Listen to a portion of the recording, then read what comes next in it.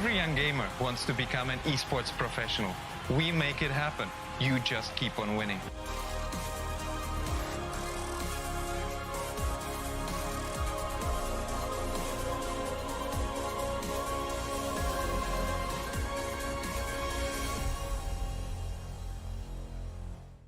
স্বাগতম বাংলাদেশের জন্য ESPL Valorant PowerUp Series ফরম্যাটে আপনাকে জানাই স্বাগতম।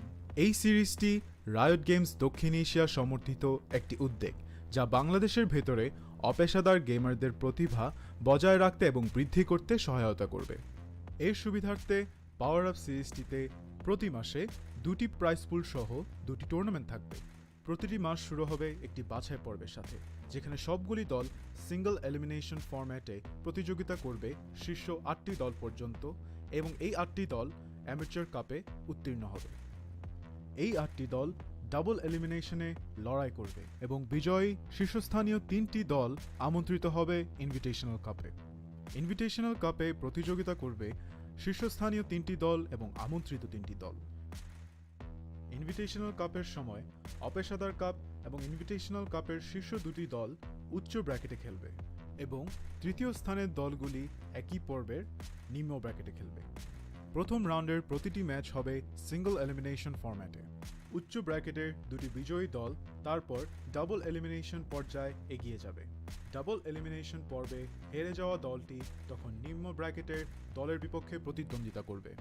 এই পর্যায়ে নিম্ন ব্র্যাকেটের যে দলটি হারবে তাদেরকে তৃতীয় স্থান হিসেবে শিরোনাম দেওয়া। ইনভিটেশনাল কাপে অংশ নেওয়া সমস্ত 6টি দল পরের মাসের অপেশাদার কাপে আবার প্রতিযোগিতা করে বেরিয়ে আসতে হবে, যার উদ্দেশ্য নতুন এবং উন্নত দলগুলিকে অপেশাদার কাপে প্রতিযোগিতার সুযোগ দেওয়া।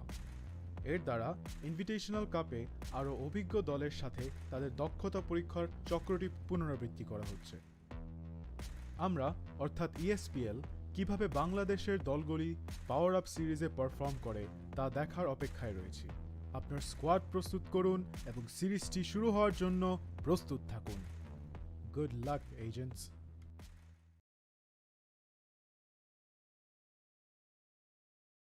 And welcome back, ladies and gentlemen, to the ESPL Bangladesh, brought to you by Bongo. And our community partners are going to be none other than the Bangladesh community itself.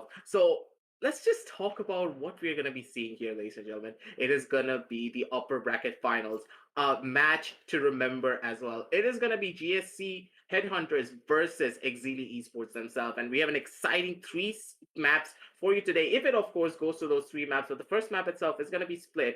So Kalashnikov, what do you think is going to be happening down on this matchup?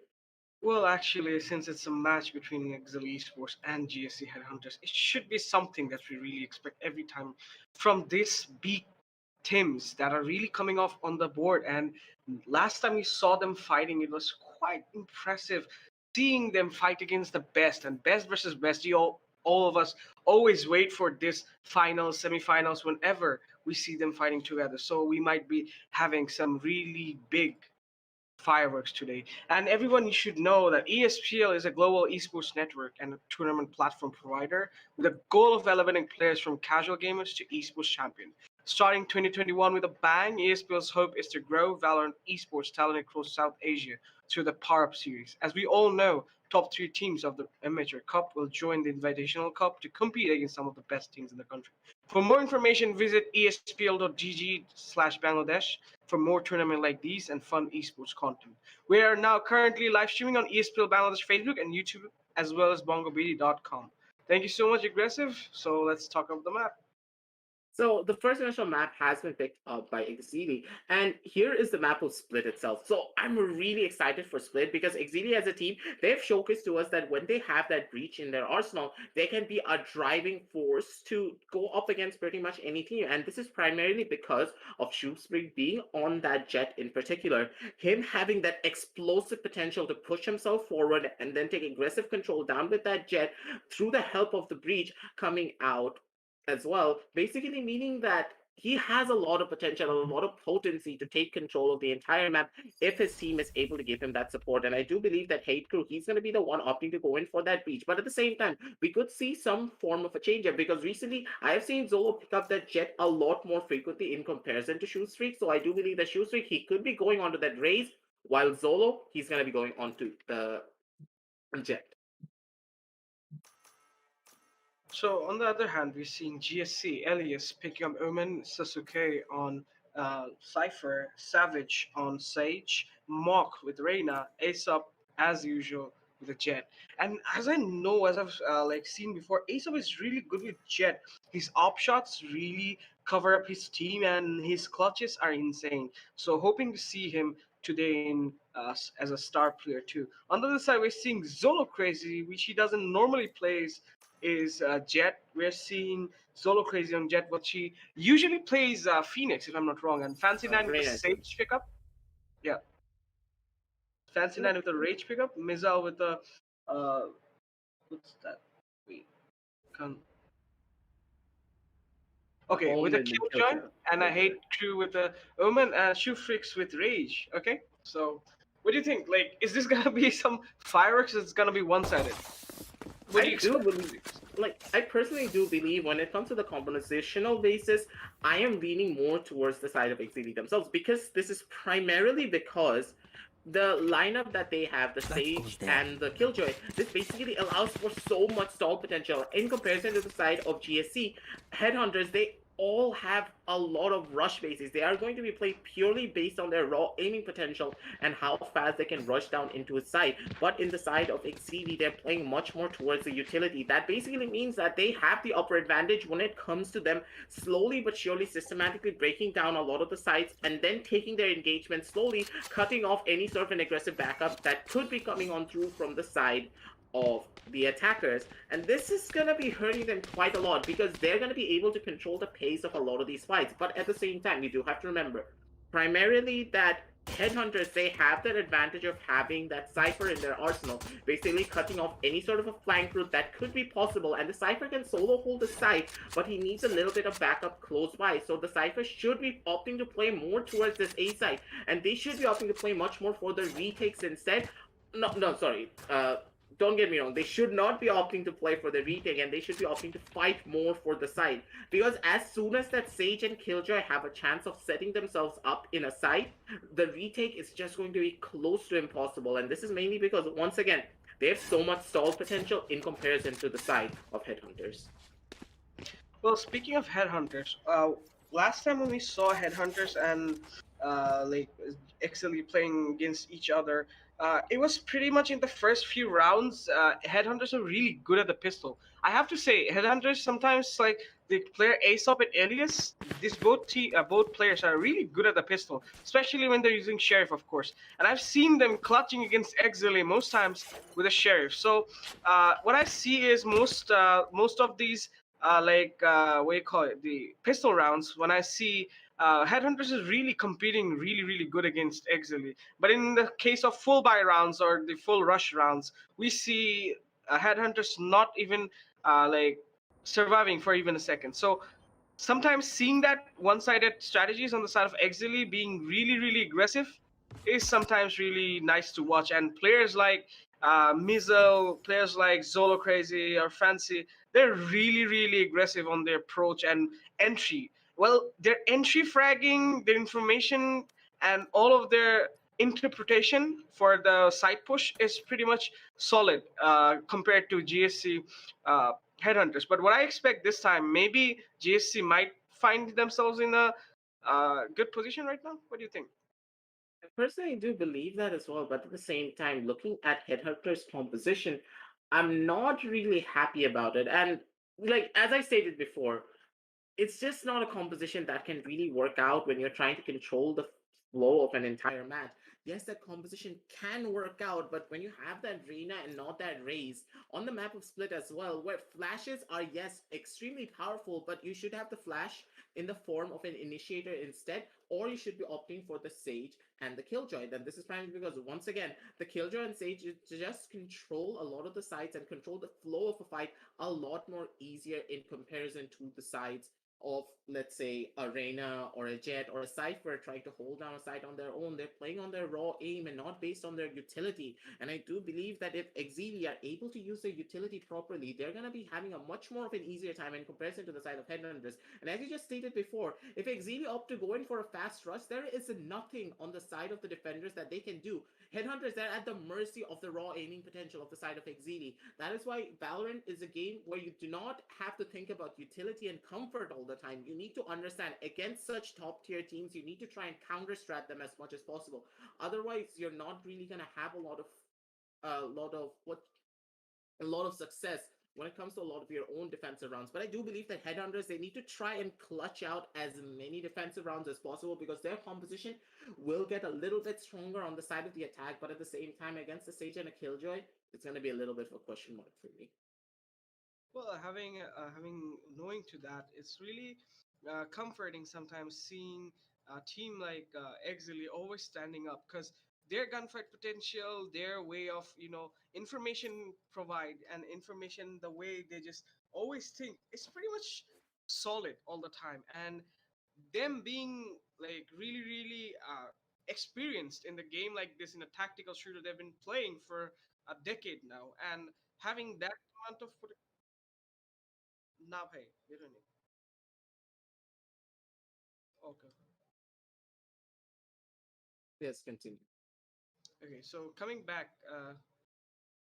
Okay, my bad. So coming back to that. So having that amount of potential, that amount of experience you gather against new competitive players who are really good, but basically the difference kind of thing, experience, synchronization between the teammates really makes them a really powerful composition against any kind of opponents. And them being the undefeated champions till this day has not even like decreased to amaze me. From day one they've been providing that amount of aggression, and I've never seen, like, in the history of Bangladesh, I've never seen such a team who's been really aggressive and solely depending on the raw aim potential, like getting inside the site, obliterating their teammates, getting the post plan situation under control, and that's it, win of the round.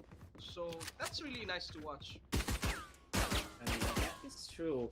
Exili as a team, when it comes to their mechanical dominance, they're just a treat to watch. But at the same time, I do believe that as the scene is progressing more and more, a lot more teams are coming together and understanding what they can do to go up against such a driving force that is Exili. A lot of the teams, for example, Zoo Savers and even Headhunters, they do have the potential and they have the prodigies to make things work. But I do believe that it all comes down to the basis of utility. Not everything can be played around your aim. Exili, they understand this, because looking at their composition, they have a composition that is based upon utility. But now here's where the real fun is about to start, ladies and gentlemen. With this first initial matchup coming on through, it's going to be Savage going in for a peek onto the side of mid. Maybe biting off a bit more than he can chew, but with that wall going on down, that's going to create a little bit of pressure towards the side of the defenders, and they're going to be backing on off towards the side of A Heaven, as the push does come down from the side of mid and through the side of B main. It's one kind of split you can see, and this kind of split, holding up and just waiting for your team enemies to just peek first and then take the frag, is really patience. And we're having to see both of the team having the patience. JC Savage, the first headshot on Zolo Crazy, getting the first frag off the board. We're seeing Sufrix on the bot coming off the board, and he also detected some of them. And this is the time they need to push, because they're just holding off the back angles. And what we're seeing, this is a big fake coming out on the side of the GSC. We're seeing Hate Crew just holding off the angle over here, trying to, just rotate on the go. And we're seeing Ace to get him, but he just panicked and just got some shots out, did some damage, but he just came back on the side. And we're seeing Track again coming back. It was a fake, but a fake again. And GSC Suzuki on the first back, Fancy on another one. Missile taking back the board. 2 versus 2 situation, and really doable for both of the teams. Hate Crew coming back, 2 freaks on the plan. And I think he's gonna get down. It's all up to Hate Crew to get back this round. Let's see what happens next. Can he get back the round? No! It's GSC getting the first round and a good start of the board with the pistol run. As I said before, really good at the pistol. Now, on this 1-0, I do believe that when it came down to technicalities towards this round itself, Exceeli, they played it a little bit too slow. They were not as aggressive as I would have expected them to be. And Shoestring being on the side of B main and not towards the side of mid, it's a little bit of a big question. Primarily because you do have to remember, with Zolo being on that jet, he is a much more of a better fit to go down from the side of B main itself. Because with that dash, with those smokes, he can just dash on in, break the trap wires, instantly poke his head out, and then just get one kill or get traded by one of his teammates almost instantly. Because you do have to remember, with that smoke being only 4.5 seconds, yes, it was a nerf to jet, but in the long run, it was a little bit of a buff as well. Because your teammates can now get your refrags a lot more quicker in comparison to before. So let's say that jet peeks out of the smoke, it's not going to be as detrimental because the smoke is going to be running out way faster, allowing your teammates to go in for the reverse swing before the enemies can run on away after getting that kill, allowing for a lot more trade potential. In comparison, if you go towards the side of mid and try to fight for heaven with the jet, you don't really have a lot of utility to work with. Once again, you're solely relying on your gunfights, and that is not going to be working out in your favor. And already with the Seagull coming on through for the side of Exceeli, I'm really looking to see how they're taking a lot of these fights. It is going to be Ace of getting the first initial kill down on the Hate Crew, and with that smoke going on down already for the side of Exceeli, they're on the back foot, and he takes a dig to the head, but a reverse dig comes out from him with that classic. Does a little bit of damage on both sides. And already, the push is going to be coming through on every single one of the side lines, trying to see what they can find, but not much just yet. Mock, he does have the Lear up to throw it out, gets a first initial takeoff. It's going to be Aesop and Mock, the duo, coming on top in this engagement. One by one, the bodies are going to be piling on up. It's going to be a 5 versus 2 situation. Knights are going to be coming on through. Mock, he wants this knife, he wants this kill, but his teammates are not going to be giving it to him. Elias takes this kill away. Shoestring, he's going to be happy and probably thanking Elias as well. 2-0 on this scoreboard, ladies and gentlemen. And a smart showing from the side of GSC Headhunters. Well, seeing GSC like this, it's like first 2 rounds was pretty merrier. The more the merrier. And when we see this kind of frags coming out, just we're seeing Exceeli choking so at some angles, which we don't expect much of from them. Maybe they might just think of coming back sometimes. Maybe they're just observing.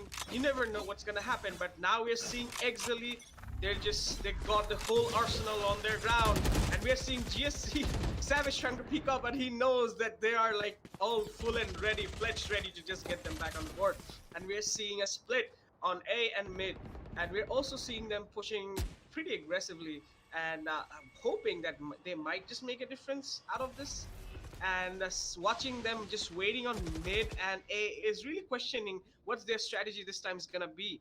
Are they just really gonna hold up and just wait for the enemies to peak first, or they're just gonna push on a limited time basis? Maybe it's gonna be both or none of them. Let's see what happens. It's 1 minute of the clock. We're seeing them pushing mid together right now, and Shufrix on the board with a grenade out, and get some damage off the board, really less damage, but really doable. And Heaven control is still there by GSC. It's gonna be 2v2 on the Heaven.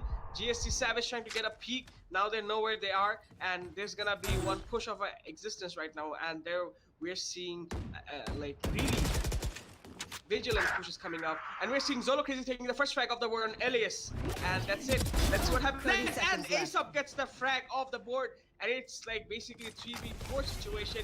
Duo for both of the team. We're seeing Fancy 9 taking the frag once again. Can Fancy finish him off? No, he doesn't. And we're seeing once again fight coming back. SMG versus Rifles. Some kills done. Let's see if he can finish him off. Hey, dude, got the double kill. 10 seconds off the board. Left. It's basically all up to Aesop to frag this out. He's with the Phantom. Doable.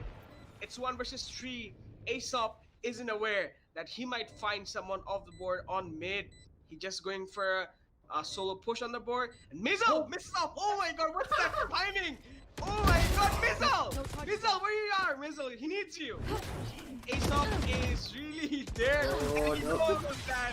And that's it. The round takes back off the board. And Exceeli, as I told you, with the arsenal, take back the round. And that's it. 2 by 1. 1 on the side of Exceeli, 2 on the side of GSC and HH. That was a little bit of a questionable round in the long run because Exceeli, I personally like the strategy that they were trying to employ with True Streak being so aggressive onto the side of B Heaven, but I do believe they waited a little bit too long because you do have to consider something.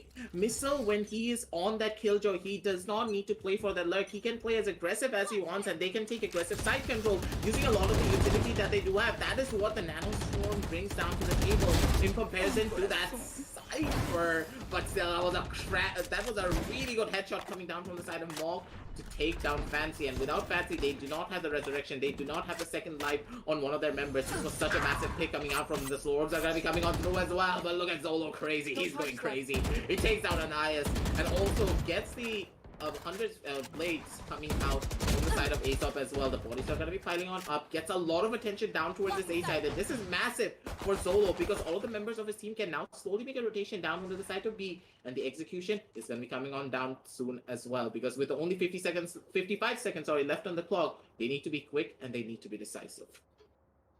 Speaking of quick and decisive, all we're seeing here on the board is calm before the storm. Everyone is calm.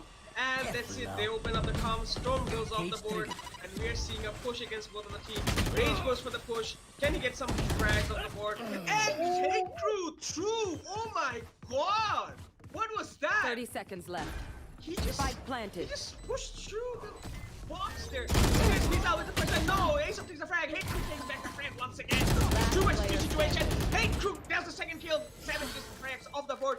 1v2 situation, Savage is reloading, changes up position, and gets taken out by Zolo Crazy, and that's once again on the side of Exceeli Esports.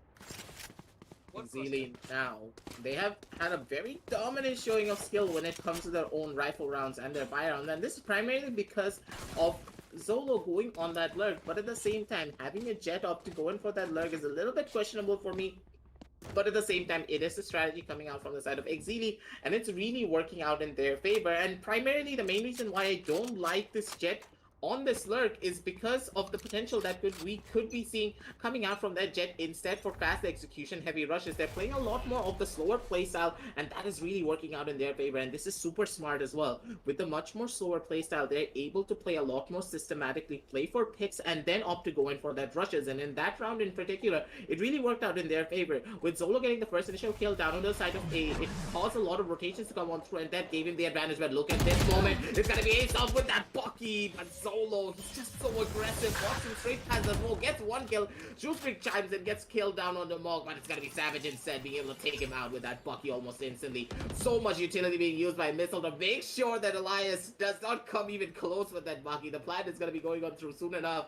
And now with the post-plan situation coming on down for the side of Exceeli, it is gonna be a 3 versus 4 situation on the map. Well, watching this, I'm really concerned that sometimes, like, the pushes Spike Exceeli planted. provides, it's like different level, and it really like shaked, you know, the shivers out of their enemies, and that's all you need to do, you know, provide fares. And Hate Crew here gives up the position. Sounds like he's gonna get a shotgun kill. No, he doesn't. Hate Crew finishes them all. That's a nice try, but just Whoa. Hate Crew, what are you doing? Hello? Missile tries to distract. Missile! What the hell is going on here? Exceeli with that prediction. Reading the enemies like a book is... I know that's an expertise of Exceeli Esports, but this is insane. This is insane, totally. I mean, like, predicting your enemies on the heaven, just random shooting gets your enemies killed. That's totally insane. I have to say. That was a little bit questionable from Elias though, because you know for a fact that one of the members are going to be holding down from the side of sewers, and you opt to go in for a TP with the Bucky.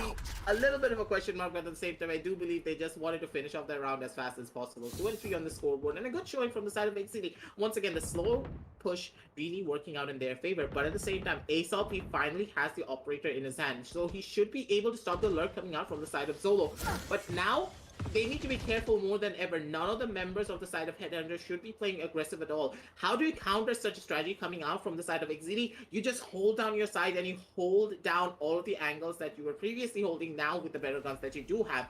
Try and understand that, hey, Exceeli, they like to play it slow. So we should be playing it slow as well and try and see how far we can force Exceeli to stop themselves and then go in for a fast execution heavy rush somewhere on the other side of the map, and then it's all about the gunfights. If you are able to position yourself in a one-off angle, and if you're able to shut down 2 people, you're basically making the retake even better. And if you're able to take down that Sage and the Killjoy, it just works out in your favor. But now already with the pushes coming on through from the back end, it is gonna be Exceeli making that push down onto the top side.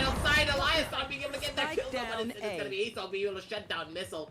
A very important 30 kill coming seconds out left. from Asol, but in the long run, they did lose one of their members already, and side control has been established by the side of Exceeli with the plan going on down soon enough. No charges left. HQ coming Spike on the first planted. track off the board. Spikes goes off the board, and it's a situation, and that's it. That's a really sad mistake. He just couldn't get it. Anyways, we're having the fight here, and both of them Last player couldn't take the standing. frag. Fancy then finishes off the round. And will this Lucy some frag? Yes, we do, but that's it. Loses the operator, and that's it. Round goes in the favor of Exceeli. Going around with that rampage, never stopping, never holding up. And seeing this kind of behavior, aggressive. I was just questioning you. Like, I was questioning myself too. Like, Here. what happened to Exceeli the first 2 rounds? What were they trying to do? What were they trying to point out? Were they just observing their enemies, how they really play? Were they just observing their opponents, how they really made it their plan, or how they're really gonna execute? I just don't get this. I don't get this, this strategy Exceeli always plays. Loses first 2 rounds and then just comes back with a rifle like all hell breaks loose. So, what do you think? Do believe that when it comes to the pistol rounds itself, you need to be a little bit more decisive when it comes to your strategy. You cannot always rely on your raw aiming potential, and that is why I do believe that Exceeli, when it comes to their rifle rounds, they're able to come out on top, because normally when you have those rifles, you always try and second guess yourselves, and that is what's happening towards the side of Headhunters. They're constantly second guessing themselves. They're not taking a lot of their engagements properly with a lot of confidence, and that is what's hurting them a lot. Elias in that position onto the side of A main, he should have just opted to stay down in that cubby corner, wait for Shoot Streak to fly above his head, and then get 2 kills as they were pushing on through. But instead he opted to go in for a swing, and this is what's constantly happening. The amount of confidence that the side of Headhunters have in comparison really goes to show in that one particular round, but in this case it's gonna be Asol missing a couple of shots with those knives, really gonna be hurting him. Instead it's gonna be Zoe being able to shut him down already. This is an equal round, of course. You do have to remember, ladies and gentlemen, Elias, he needs to get this kill. This is gonna be crucial for him, but instead it's gonna be Monk being able to shut down 2. Monk with that stinger, he is gonna be the deciding factor. Monk with his third, Monk looking for some more, but he's not gonna be able to take him out. And now it's just Elias to try and see what he can find, but Elias not being able to find much value of his own with that Bucky. Monk tried his best with a triple kill, but Elias missing that first initial takeoff down onto Fancy basically means that they're not gonna have those guns and those fighting potential that they would have had if Elias was able to get that kill, pick up that gun, and opt to go in for a couple of his own plays. So now it's gonna be 2-5 on the scoreboard, and Kalashnikov, I do believe that it is gonna be quite an interesting save, because now Headhunters, they have that operator once again, but they need to be playing it a little bit more differently.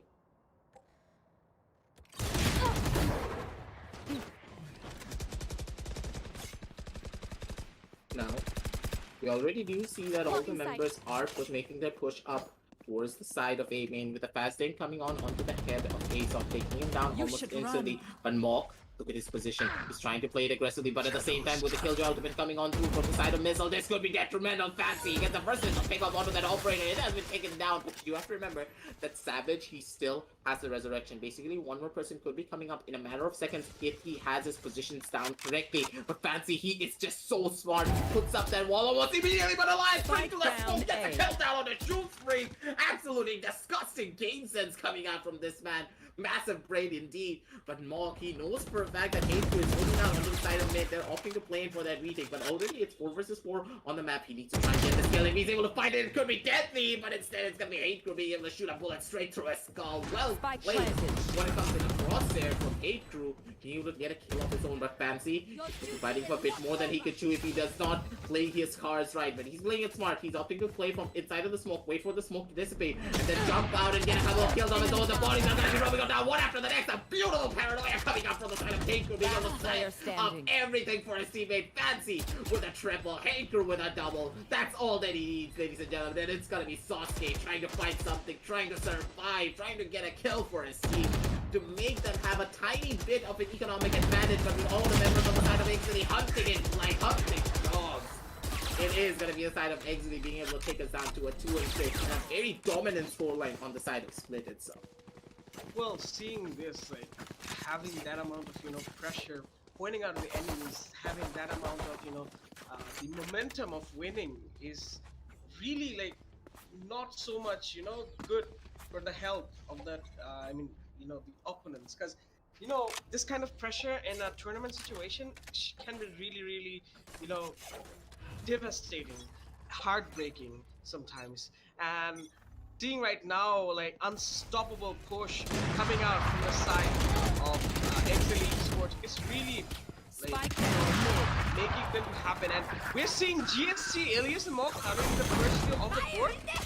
Okay, so we're seeing also turrets coming out on the board, and that frags coming out of both of the team. Can Fancy get it back? Oh! Ace up with the shotgun jump with the shorty. Oh my lord! Now we're seeing Miza 1v2 situation, and one operator from Aesop. They're really holding the mid angle, guarding the bomb like it's Fort Knox coming out. And can Mizzle penetrate Fort Knox is what we really want to see right now. Swamp grenade on the board. Positions giving up.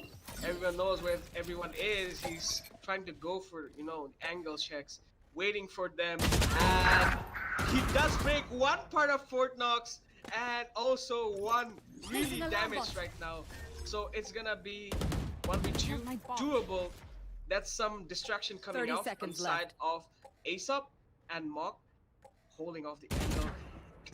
Almost gets a frag on the board. Can he get the frag? No, he doesn't. Mock to finish off the frag, and it's 3 on the side of GSCHH and also on the side 6 on Exceeli. And Exceeli with a really good momentum, but the momentum is just being broke once again. And hoping to see both of the teams coming off the board and a force buy coming out on the side of GSCHH. It's a little bit too close for comfort, honestly, Shinko.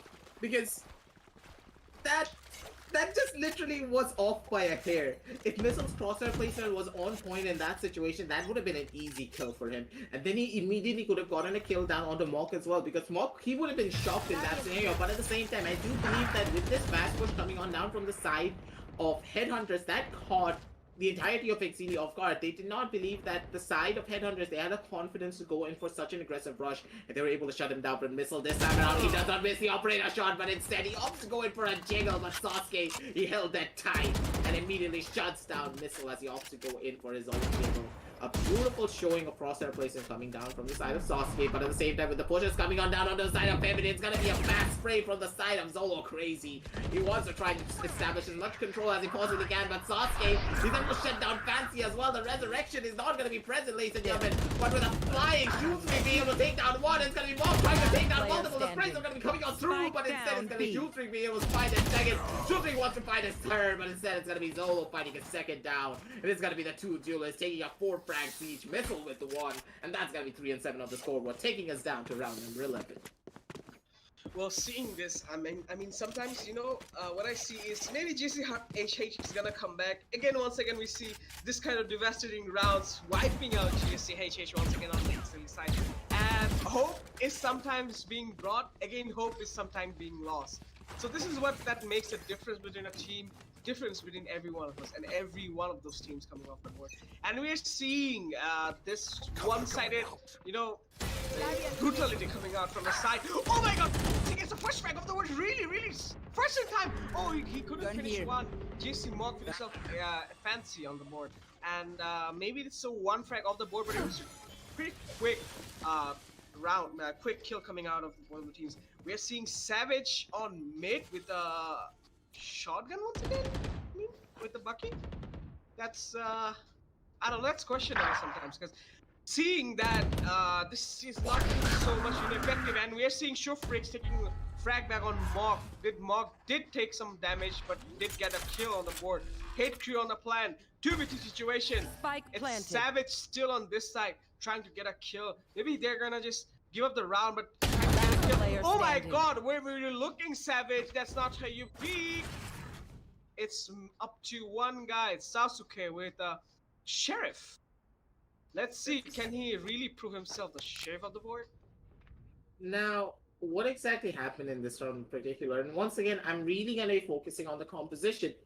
They don't really have a way of stopping any sort of these types of aggressive pushes. Once again, they're purely relying on their gunfight capabilities, and I understand what they are trying to do with this certain composition, but at the same time, it just is so lacking in comparison towards the side of Exceeli. They have that raise, they have that killjoy, they have so much to work with, and also they have that Sage to slow down even more when it comes to their own personal post-ban round before situations, the and switch. you can see the pain, you can see the pressure that the side of Headhunters are facing. They don't have any way of stopping these aggressive and deadly pushes coming out from all the members of the side of Exceeli. They're not opting to go in for aggressive pushes. They know for a fact that the composition that the side of Headhunters have, they are gonna be the ones to peak first.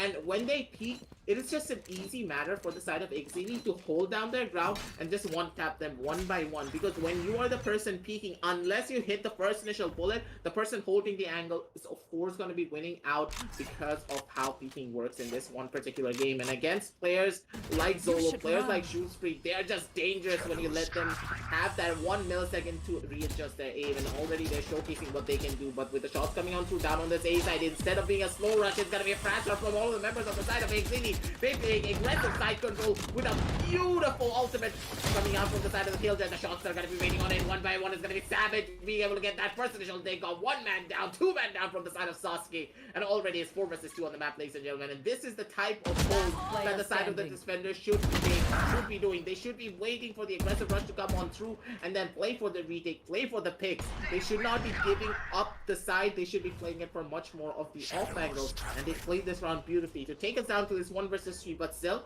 we cannot count Hate Crew out because he has pulled off insane clutches if you let him. But at the same time, I think I spoke a little bit too soon. Counter Skurs does come on through for an 8 on the scoreboard to end off the Switching first half. sides.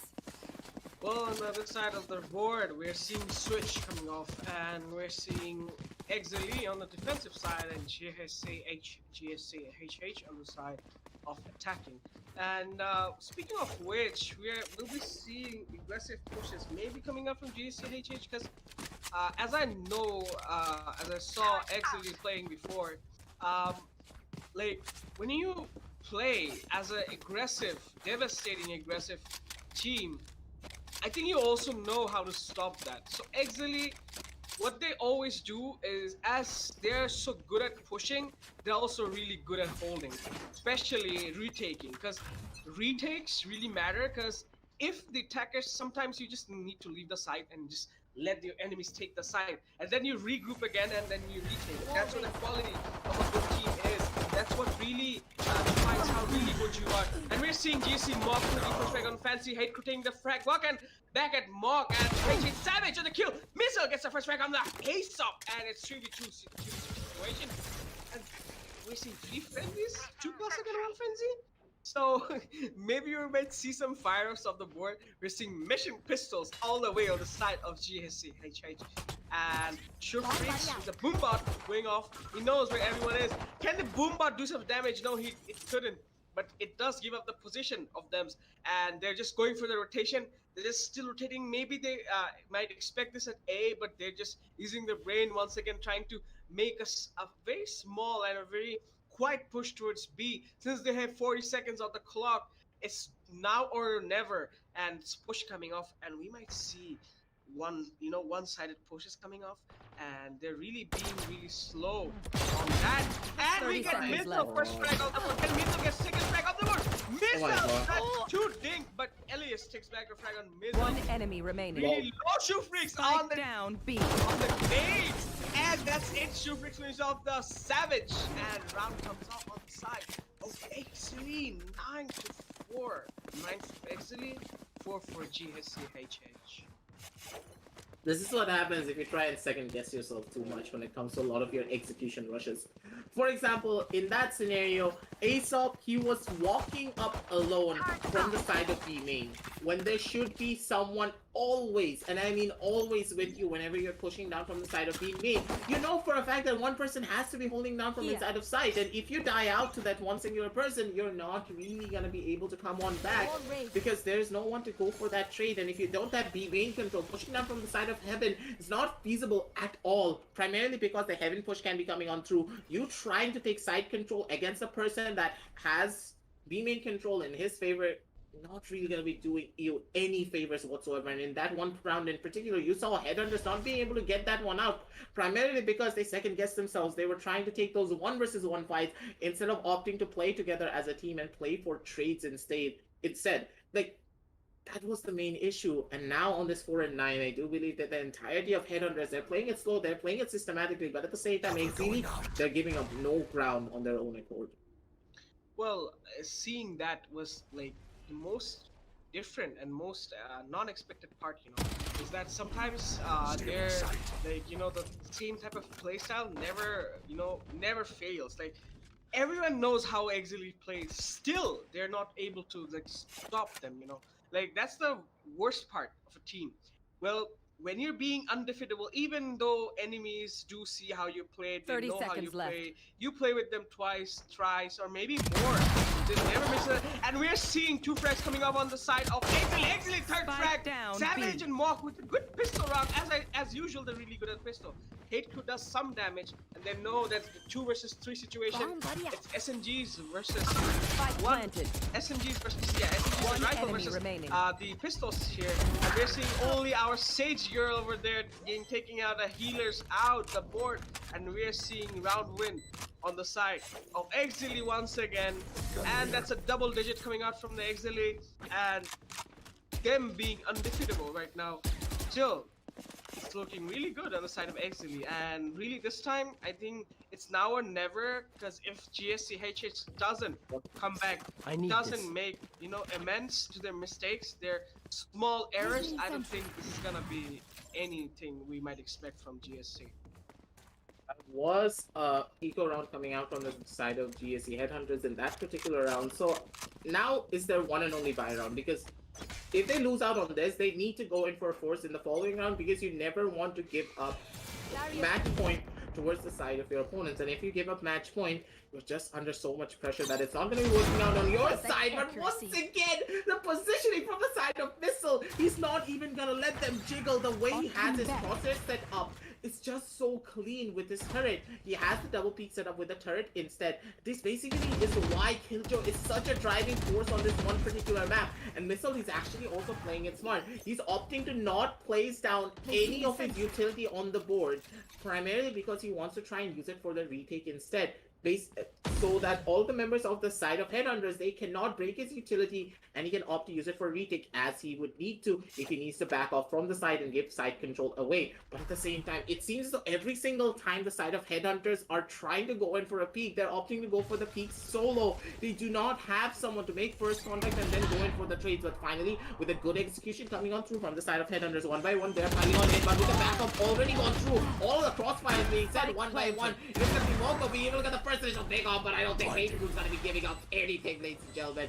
He throws out the paranoia to try and delay as long as he possibly can, but with a 3 versus 3 coming on out with a revive from their side, a beautiful grenade from the side of Shootfreak as well, with a good dash from the side of Dolo being able to get a lot of information. The trades are gonna be going on through, it's gonna be Dolo being able to come on top, the flashes and the dashes are coming on through. Savage tries to do what he can with that classic, but the consecutive right clicks do not get the proper shots that they need to after the recent nerfs came on through to the accuracy. And that, ladies and gentlemen, basically means it's 4-11 on the scoreboard, and Headhunters, they're on the back foot. They need to go in for a force buy, otherwise they cannot fight properly for that overtime. Well, having to see in a situation like that, Headhunters have been in the past. We've also seen in the matches in Amateur Cup, in Pro, in Invitationals, we are also seeing them in the same situation as before. They initially fought really good, but at the later rounds, Exceeli always tends to, you know, push and get back. We're seeing Fancy with a judge, okay? There's a full-out rush on A on the side of GSCHH. Can they take back the round? All hell break loose. We might be seeing one frag on the board. Fresh frag on the board, but couldn't take the second. Shootfreak takes back on the track. One enemy Hello? remaining. Fancy? as it does a bit of more damage, but everyone knows that the Sage is in heaven. Let's see what happens. Can you get the frag? And that's it. Easy one for Exceeli once again. It's game ball. Match 4. point. Game ball for Exceeli and GSCH on 4. 12 and 4 on the scoreboard. It is match point for their side, and things look dark for the side of HH. But at the same time, I can't give them the benefit of the doubt that maybe they're gonna be able to clutch this one out. But at the same time, when you look at their buys, they don't have any favorable weaponry on their side. A lot of their members opting to force into their multiple different half shields, and one opting to go in for the knights itself, Get out of being the my jet. way. They want to try and see what they can do, but when it comes to the competition, once again, it just not really working out in their favor. There's not many things that they can find, but at the same time, I do believe that if Aesop is able to hit shots like that, that could be working out in their favor to keep their hopes and dreams alive for this first map in particular. But at the same time, they used up so much utility, and with Juicer getting that first initial kill down onto Sasuke, no lurk being present, no lurk potential as well, and now the side of Headhunters, they're now stuck like turkeys down onto the side of mid, trying and execute down onto any of these sides, but they're just covered from every single angle. One single rotation, a snap of a finger, and all the members of Exceeli, they're just gonna be pouncing on them in a matter of seconds. Well, speaking of pouncing, we might see like pounces coming off at A really soon, and them going for the big rotation and split.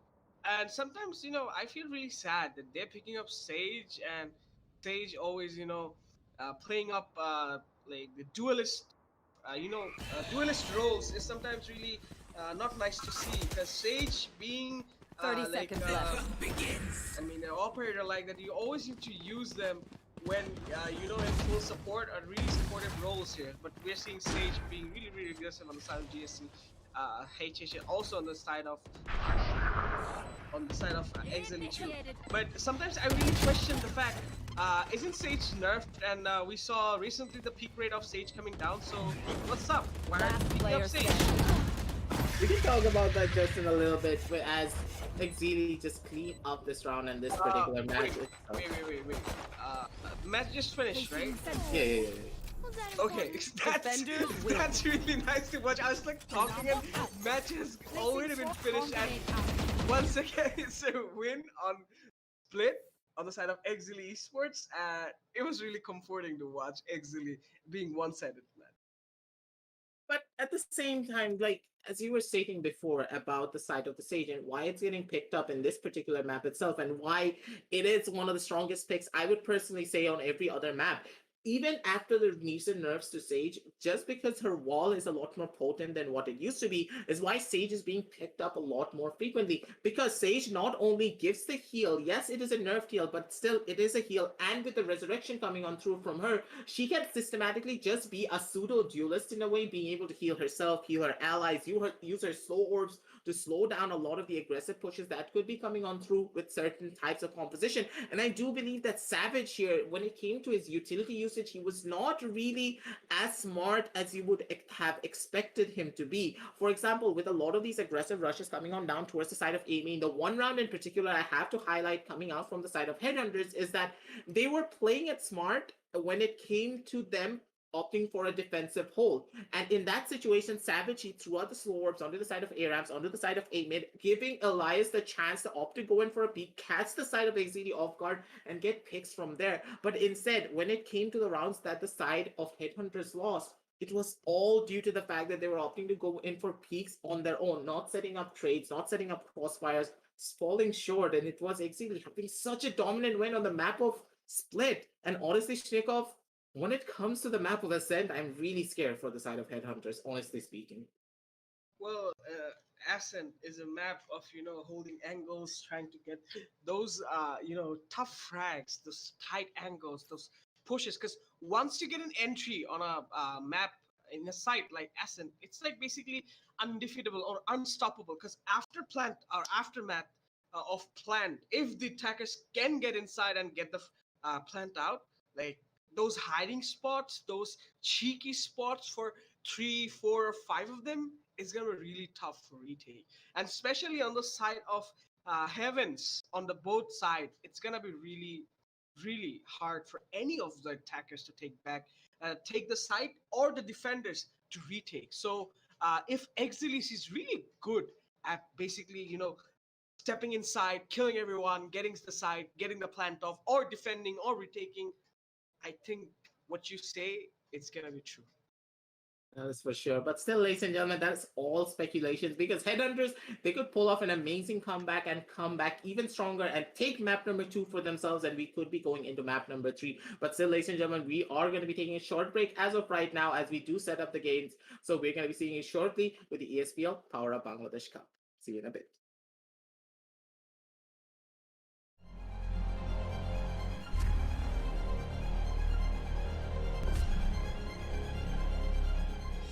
Every young gamer wants to become an esports professional.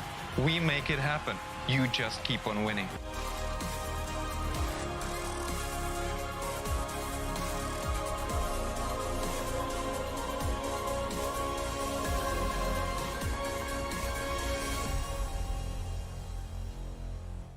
স্বাগতম বাংলাদেশের জন্য ESPL Valorant PowerUp series ফরম্যাটে আপনাকে জানাই স্বাগতম। এই সিরিজটি riot games দক্ষিণ এশিয়া সমর্থিত একটি উদ্যোগ যা বাংলাদেশের ভেতরে অপেশাদার গেমারদের প্রতিভা বজায় রাখতে এবং বৃদ্ধি করতে সহায়তা করবে। এর সুবিধার্থে পাওয়ার আপ সিরিজটিতে প্রতি মাসে 2টি প্রাইজ পুল সহ 2টি টুর্নামেন্ট থাকবে। প্রতিটি মাস শুরু হবে একটি বাছাই পর্বের সাথে, যেখানে সবগুলি দল সিঙ্গল এলিমিনেশন ফরম্যাটে প্রতিযোগিতা করবে শীর্ষ 8টি দল পর্যন্ত, এবং এই 8টি দল অ্যামেচার কাপে উত্তীর্ণ হবে। এই 8টি দল ডাবল এলিমিনেশনে লড়াই করবে এবং বিজয়ী শীর্ষস্থানীয় 3টি দল আমন্ত্রিত হবে ইনভিটেশনাল কাপে। ইনভিটেশনাল কাপে প্রতিযোগিতা করবে শীর্ষস্থানীয় 3টি দল এবং আমন্ত্রিত 3টি দল। ইনভিটেশনাল কাপের সময় অপেশাদার কাপ এবং ইনভিটেশনাল কাপের শীর্ষ 2টি দল উচ্চ ব্র্যাকেটে খেলবে এবং তৃতীয় স্থানের দলগুলি একই পর্বের নিম্ন ব্র্যাকেটে খেলবে। প্রথম রাউন্ডের প্রতিটি ম্যাচ হবে সিঙ্গল এলিমিনেশন ফরম্যাটে। উচ্চ ব্র্যাকেটের 2টি বিজয়ী দল তারপর ডাবল এলিমিনেশন পর্যায়ে এগিয়ে যাবে। ডাবল এলিমিনেশন পর্বে হেরে যাওয়া দলটি তখন নিম্ন ব্র্যাকেটের দলের বিপক্ষে প্রতিদ্বন্দ্বিতা করবে। এই পর্যায়ে নিম্ন ব্র্যাকেটের যে দলটি হারবে তাদেরকে তৃতীয় স্থান হিসেবে শিরোনাম দেওয়া। ইনভিটেশনাল কাপে অংশ নেওয়া সমস্ত 6টি দল পরের মাসের অপেশাদার কাপে আবার প্রতিযোগিতা করে বেরিয়ে আসতে হবে, যার উদ্দেশ্য নতুন এবং উন্নত দলগুলিকে অপেশাদার কাপে প্রতিযোগিতার সুযোগ দেওয়া। এর দ্বারা ইনভিটেশনাল কাপে আরও অভিজ্ঞ দলের সাথে তাদের দক্ষতা পরীক্ষার চক্রটি পুনরাবৃত্তি করা হচ্ছে। আমরা অর্থাৎ ESPL কিভাবে বাংলাদেশের দলগুলি পাওয়ার আপ সিরিজে পারফর্ম করে তা দেখার অপেক্ষায় রয়েছি। আপনার স্কোয়াড প্রস্তুত করুন এবং সিরিজটি শুরু হওয়ার জন্য প্রস্তুত থাকুন। Good luck agents.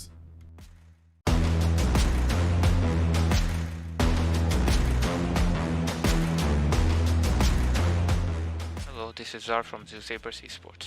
ESPL Valorant PowerUp Bangladesh will start on the 4th of March. Please register at espl.gt to compete against the best teams in Bangladesh. Good luck, guys. Defence সাইডে সবথেকে ইম্পর্টেন্ট জিনিস হচ্ছে information. এই information আমরা তিনভাবে জোগাড় করতে পারি। একটা হচ্ছে ভিশন, সেকেন্ড সাউন্ড, থার্ড হচ্ছে অ্যাবিলিটিস ইউজ করে। আপনারা এভাবে জিগল করে করে ইনফরমেশন নিতে পারেন।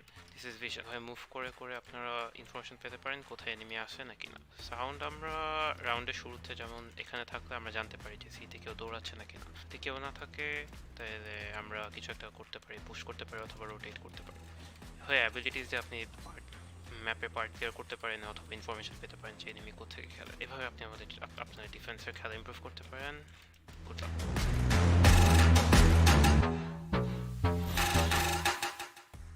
Assalamu alaikum. My name is Tassim Ashrafi. Most of you might recognize me as Mizal. I'm the captain of Exceeli Esports Valorant team. So I started gaming in 2015, and back then I used to get destroyed. First of all, you have to understand this is a team game. Secondly, every 5 member cannot frag in a single team. Only 1 or 2 will, and the rest have to support. So after losing a tournament, don't get frustrated and disband the team.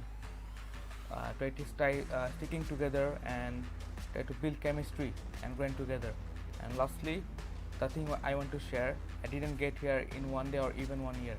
It took me years of hard work and determination to perfect my craft and to make a name for myself. Do not be motivated if things do not go your way. We'll start in the same place. Don't give up and keep on striving to get better. So this is Mizail signing off. Peace.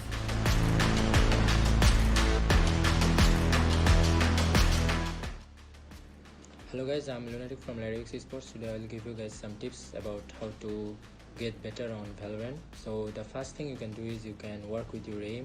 To get a better aim, you need to learn proper strafing, you need to have perfect sensitivity, and you should have good crosshair placement. Secondly, what you can work is you have to play as much as you can, so eventually you will get better and your game sense will grow up. Thirdly, what you can do is you can work on your communication, because there is a lot of player who has great aim, but because of their communication skills they lose a lot of matches or can be a better team player. If you work on these three: communication, playing as much as you can, and your aim, you will eventually get better on Valorant. That's the key mechanics.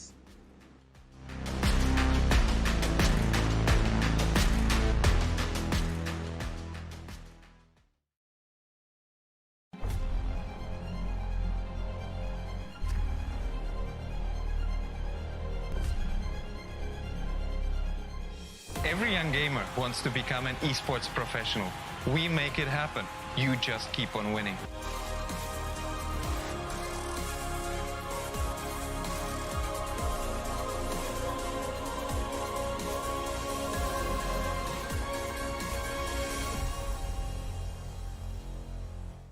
স্বাগতম। বাংলাদেশের জন্য ESPL Valorant PowerUp series ফরম্যাটে আপনাকে জানাই স্বাগতম। এই সিরিজটি riot games দক্ষিণ এশিয়া সমর্থিত একটি উদ্যোগ, যা বাংলাদেশের ভেতরে অপেশাদার গেমারদের প্রতিভা বজায় রাখতে এবং বৃদ্ধি করতে সহায়তা করবে। এর সুবিধার্থে PowerUp সিরিজটিতে প্রতি মাসে 2টি প্রাইজ পুল সহ 2টি টুর্নামেন্ট থাকবে। প্রতিটি মাস শুরু হবে একটি বাছাই পর্বের সাথে, যেখানে সবগুলি দল সিঙ্গল এলিমিনেশন ফরম্যাটে প্রতিযোগিতা করবে শীর্ষ 8টি দল পর্যন্ত, এবং এই 8টি দল অ্যামেচার কাপে উত্তীর্ণ হবে। এই 8টি দল ডাবল এলিমিনেশনে লড়াই করবে এবং বিজয়ী শীর্ষস্থানীয় 3টি দল আমন্ত্রিত হবে ইনভিটেশনাল কাপে। ইনভিটেশনাল কাপে প্রতিযোগিতা করবে শীর্ষস্থানীয় 3টি দল এবং আমন্ত্রিত 3টি দল। ইনভিটেশনাল কাপের সময় অপেশাদার কাপ এবং ইনভিটেশনাল কাপের শীর্ষ 2টি দল উচ্চ ব্র্যাকেটে খেলবে, এবং তৃতীয় স্থানের দলগুলি একই পর্বের নিম্ন ব্র্যাকেটে খেলবে। প্রথম রাউন্ডের প্রতিটি ম্যাচ হবে সিঙ্গল এলিমিনেশন ফরম্যাটে। উচ্চ ব্র্যাকেটের 2টি বিজয়ী দল তারপর ডাবল এলিমিনেশন পর্যায়ে এগিয়ে যাবে। ডাবল এলিমিনেশন পর্বে হেরে যাওয়া দলটি তখন নিম্ন ব্র্যাকেটের দলের বিপক্ষে প্রতিদ্বন্দ্বিতা করবে। এই পর্যায়ে নিম্ন ব্র্যাকেটের যে দলটি হারবে তাদেরকে তৃতীয় স্থান হিসেবে শিরোনাম দেওয়া। ইনভিটেশনাল কাপে অংশ নেওয়া সমস্ত 6টি দল পরের মাসের অপেশাদার কাপে আবার প্রতিযোগিতা করে বেরিয়ে আসতে হবে, যার উদ্দেশ্য নতুন এবং উন্নত দলগুলিকে অপেশাদার কাপে প্রতিযোগিতার সুযোগ দেওয়া। এর দ্বারা ইনভিটেশনাল কাপে আরও অভিজ্ঞ দলের সাথে তাদের দক্ষতা পরীক্ষার চক্রটি পুনরাবৃত্তি করা হচ্ছে। আমরা অর্থাৎ ESPL কিভাবে বাংলাদেশের দলগুলি পাওয়ার আপ সিরিজে পারফর্ম করে তা দেখার অপেক্ষায় রয়েছি। আপনার স্কোয়াড প্রস্তুত করুন এবং সিরিজটি শুরু হওয়ার জন্য প্রস্তুত থাকুন। Good luck agents.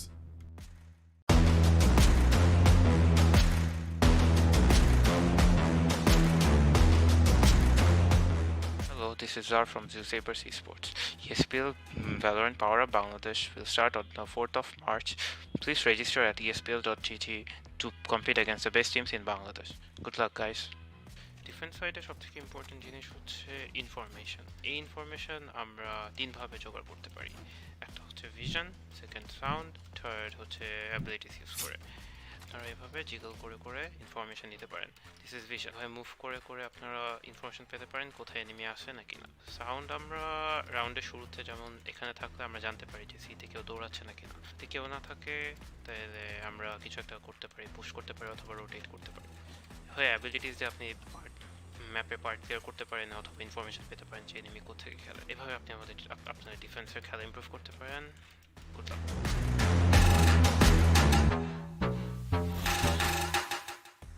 Assalamu alaikum. My name is Ascent. Most of you might recognize me as Mizail. I'm the captain of Exceeli Esports Valorant team. So I started gaming in 2015 and back then I used to get destroyed. First of all, you have to understand this is a team game. Secondly, every 5 member cannot frag in a single team. Only 1 or 2 will and the rest have to support. So after losing a tournament, don't get frustrated and disband the team. Try to sticking together and try to build chemistry and grind together. And lastly, the thing I want to share, I didn't get here in 1 day or even 1 year. It took me years of hard work and determination to perfect my craft and to make a name for myself. Do not be motivated if things do not go your way. We'll start in the same place. Don't give up and keep on striving to get better. So this is Mizail signing off. Peace.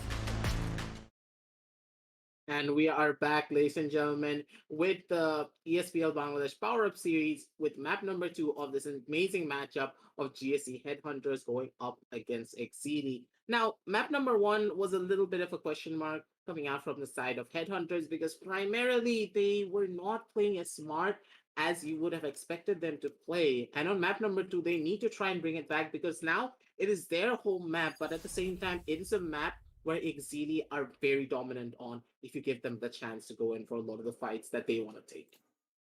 Well, speaking of dominance, like always, like playing like that, headhunters really need to understand what is going on. Because if they do not understand how really, excuse me, how really Exili is trying to pull off every move they're going through, I don't think they're even gonna budge them up a bit. So yeah.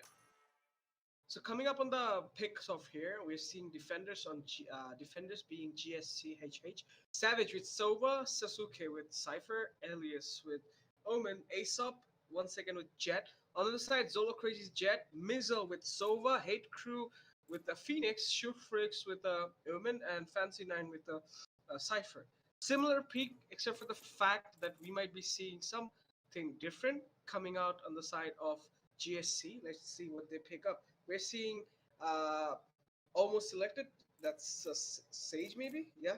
So I think they're still in the indecision of what they're gonna select next. So now they're trying to see what they can do, but at the same time, Mock opting to go Choose your in agent. for a Sage would be quite a questionable pickup in my eyes. So I do believe that he is going to be opting to go in for that Phoenix nonetheless. But a little bit of a technical difficulty coming out from one of the team members, and they have opted to go in for restart. So let's just talk about what exactly happened when it comes to the agent selection coming out from the side of Exceeli, as they all picked up their correct matchups. So it is Hate Crew actually going on to the Phoenix, and that is going to be quite an interesting pickup because Hate Crew as a player, we normally always see him on that Omen, and now seeing him on this Phoenix, it's going to be quite an interesting pickup, don't you think, Shnikov? well, I think so, because a person playing something like a controller, which is really supportive, defensive, holding off angles, not being aggressive, to transforming into something that is really, really aggressive, pushes everyone, gets off the entry. It's like switching a whole different level because you are accustomed to play something like this, and then you're switching to something else. Like that's really questionable thing. But if really Hate Crew can manage up that push, and maybe he's trying to try something different in a tournament match, maybe he is hopeful, or maybe he knows his way around, or maybe he does know how to use it. Mainly how to use a duelist like Phoenix. So maybe they might make us some difference coming out of that, maybe, or maybe not. But sometimes picking something else rather than your own sandbox might give you an upper hand sometimes. So let's see what happens. Is this gonna be the same pick or a change?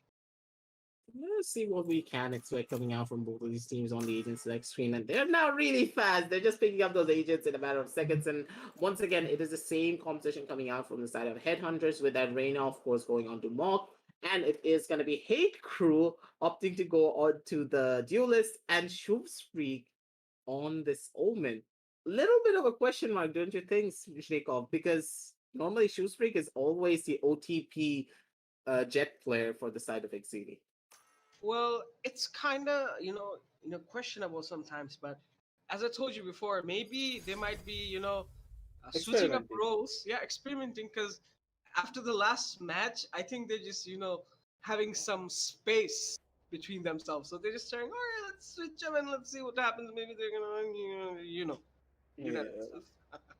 They're feeling themselves, let's just say, ladies and gentlemen. So at the same time, I was really excited to watch Usric play that Jet because he's such a treat whenever he pulls out that Blade Storm every single time. Because you know for a fact that he's gonna be hitting some crispy headshots if you give him that chance. But at the same time, let's just try and focus on what kind of strategies we can expect coming out from the side of Exceeli in comparison to the side of Headhunters. And once again, Headhunters, they have a strong composition, and this is a composition that will work really well for this one particular map. Primarily because you do have to remember, on the map of Ascent, a Killjoy, yes, it is really powerful if you know how to play it, but you having that Sova will allow you to use the aggression coming out from the Reyna and the Jet in a much more of a systematic manner, giving you the advantages because now you're taking the fights not dry but with information. That was primarily the flaw that the side of Headhunters were facing in the previous matchup.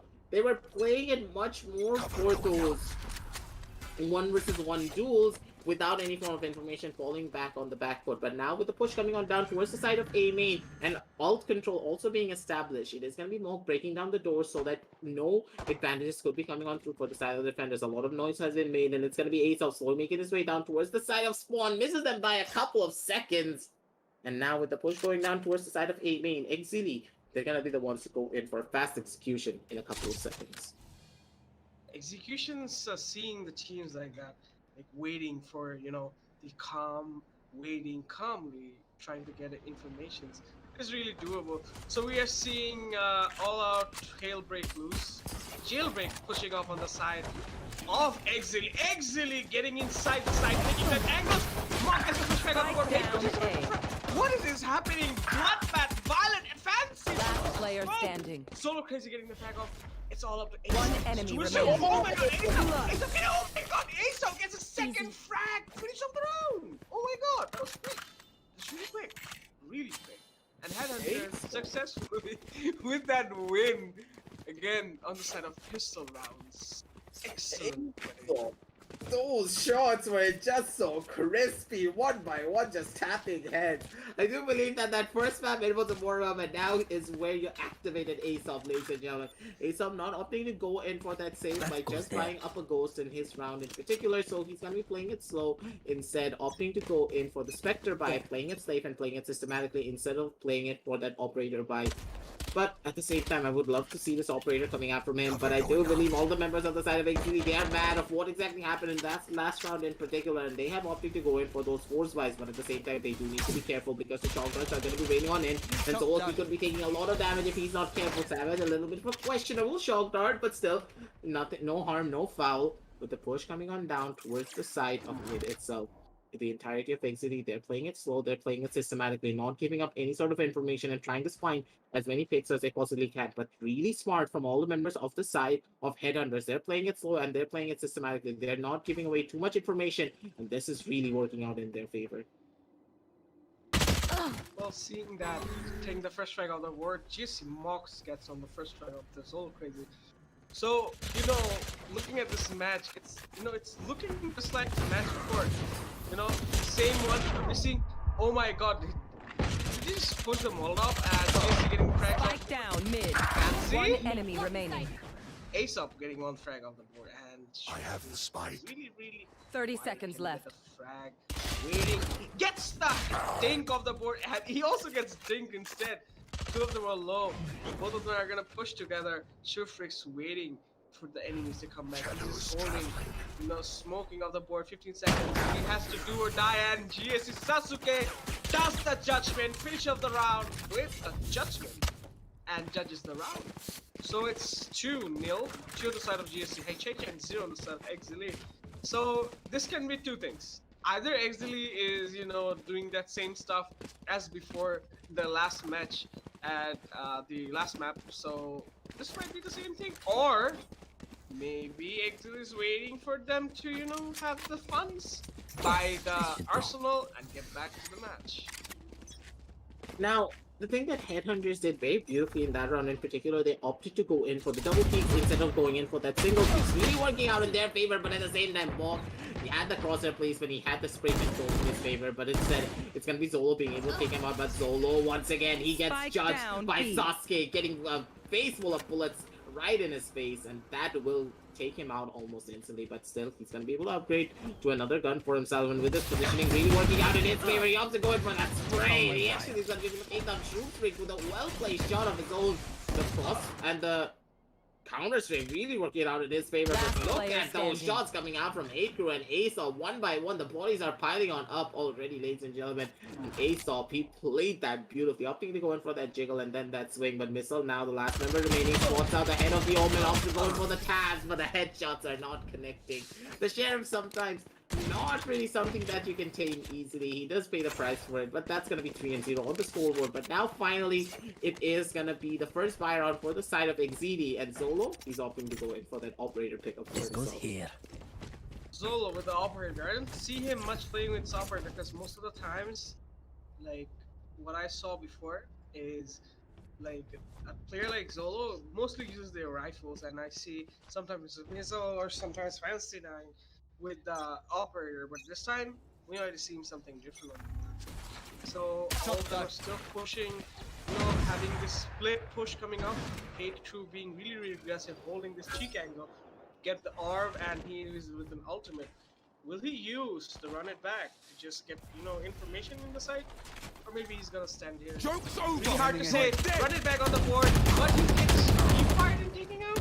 Mizzle takes back Elias through the smoke. And it's really nice to watch. I know Fancy exactly that with what one he's tap with the Phantom here. And seeing a plant on the board. Molotov coming out on the side of Crew does some damage, but Spike not fully. planted. We are seeing a full post-plant situation coming up on the Exceeli. As I told you before, guys, it's a site you've taken. It's really hard to take it back. Gets some, does some damage, but we are seeing almost all of the Last player taps. standing. Okay, one tap's coming up on the side of Exceeli. It's 4v1 situation, just spamming and missing.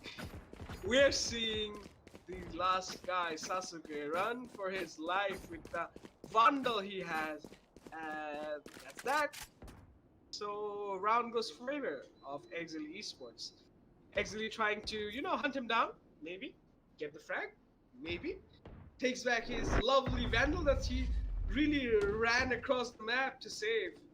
Still running as we speak, but that's that. Sasuke gets one frag, luckily, and maybe his lovely Vandal did save his life after all. The Vandal save really working out in their favor, because you do have to remember, with all of the consecutive rounds that they did win out in the previous rounds, that basically means that they're going to have a pretty easy time when it comes to the buys in this particular round as well. And Aesop is actually going to be able to pick up an operator for himself as well. Basically meaning that now they have a lot of firepower to work with, and a lot of the members still are able to go in for the buys. But still, you do have to remember, ladies and gentlemen, that Headhunters, they're in a pretty rough spot of their own, with so many rounds being won, but being won in such a scrappy fashion, with a lot of their members dying out before they were able to establish a concrete lead. Basically meaning that with this operator pickup, they're doing a massive investment, and if they're not able to make this operator work out in their side, they're gonna have a pretty rough time when it comes in terms of their economy. But Aesop, he does not miss those shots, and he's gonna be able to take down Crew in a matter of seconds before he can even blink. And that is why you never want to try pick the side of middle. Crew, he will pay the price for it. But now is where the real fun begins. It's gonna be 5 versus 4 on the map. Fancy, he's on that lurk, holding on down from the side of mid itself to see what he can find, with all of the other members from the side of Exceeli trying to size up this B side, but with no information being given away. And I'm really impressed now from the side of Headhunters. They're playing it systematically, they're playing it slow. They do not want to give any form of information away towards the side of Exceeli, because they won this win and they needed to keep their tournament dreams alive. 30 seconds left. Now, they're playing it slow and they're playing it systematically, but at the same time, with the push coming on down from the side of Exceeli, what was that headshot? spree, being able to shut down one. Missile being able to take down another. That dash was working out so well. Missile with a double kill. So many bodies are piling on up, but Zolo is in the prime spot to get another kill of his own. The knives have been pulled down. The shots are going to be coming on in, but the knives are not going to be connecting though. It is going to be Savage being able to take down Zolo before the knives do cut him off, and that already is going to be proving a lot, ladies and gentlemen. Savage, she picks up that operator, see what he can find. Maybe this operator could be the deciding factor for the side of the defenders to try and pull down this round. The shots are going to be raining on in, but the shots are not connecting. Instead, it's going to be Fancy with headshots galore, one after the other. He gets those things and shuts them down. Already, ladies and gentlemen, that is going to be 3-2 on the scoreboard, and such a beautiful showing of aim from all the members of the side of Exceeli. Well, Exceeli, as I told you before, impressive. Like, you know, when they just started playing, sometimes, you know, when they start to, you know, make some noise, start off, like, always end up being the best. Because, like, look at them. First 2 rounds, the way GSC started, we were thinking like, oh my god, this time maybe GSC is gonna come back. But later on, after the 4th round passed off, when Exceeli got the full arsenal of the board, they just couldn't stand it. They just got inside, fragged everyone, got the plan, did the post-plan situation, and won the round. So maybe this time Exceeli is still not in the lead right now, but what I'm being hopeful that Exceeli is gonna come back once again, because having that aggression in their mind and a map like this, I don't think it's gonna be really a walking apart for GSC and neither for Exceeli. But maybe Exceeli could make a difference if they play like they really did in the past, like when you saw in the Amateur Cup and also in Invitational when they fight against Zeus Sabers, Mercenaries, or Hawks. Exceeli did really awesome on this map, and they just, you know, pushed them, obliterated the team, and got back the angles where they really wanted them to be. So this what makes the difference, that sometimes Exceeli's gameplay, their uncomparable gunfight mechanism is just, you know, next level for anyone. So yeah, that's that. I do see a little bit of a question mark coming out from the back end of all the members of the side of Exceeli as they were ready to go through, but with the barrier coming on down because of the pulse itself, a little bit of a technical issue coming out from the side of Riot, but still in the long run, this is an equal round action coming out from the side of Headhunters, but the push is going to be coming on through and the shots are going to be in. Straight with that operator onto the side of Greenbox being able to take down Elias before he can even take that already. The shots are going to be raining on an Aesop, not going to be able to get that kill down with those knives. Two freaking sets and the bullet straight into his head to take him out. Savage trying to find a couple of his own kills. Not going to be able to get that tag though, and Fancy on that work.